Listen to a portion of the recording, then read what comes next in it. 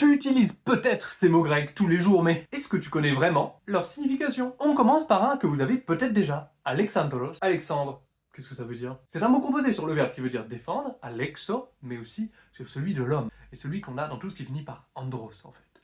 Aner, andros. Aner dans sa forme au sujet. Et pour ceux qui parlent breton, le nom de la force est dérivé du nom de l'homme si on passe par l'indo-européen. Aners, c'est la même racine que aner. Celui-là aussi est assez connu.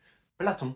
Et qu'est-ce que ça veut dire? C'est celui qui est large d'épaule, ou en tout cas qui est large, parce que platus, c'est un adjectif qui veut dire large. Quand on rajoute on comme suffixe à la place du us, ça veut dire celui qui est pourvu de largesse ici. Celui qui est large, qui a de grosses épaules, qui est costaud. Il y a bien d'autres interprétations possibles, mais ce suffixe il est tellement pratique. Pensez à agathon, c'est celui qui est agathos, qui est bon. Cariton, c'est celui qui a de la charis, de la grâce. Avec ce suffixe, tu peux créer ton propre prénom grec en fait. Là, on rentre dans les prénoms un peu moins connus, comme Georges.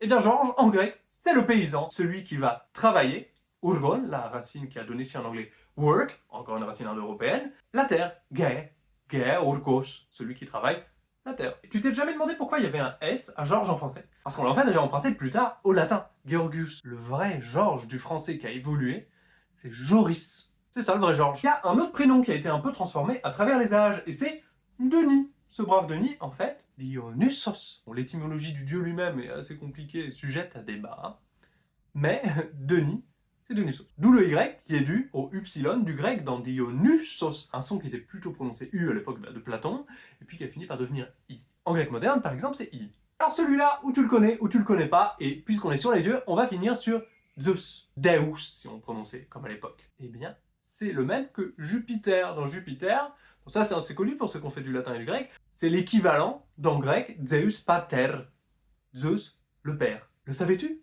Tutoides. Si t'as appris quelque chose, n'hésite pas à laisser un petit commentaire. C'est ça qui fait fonctionner la chaîne, abonne-toi, et on se dit, comment on dit au revoir en grec?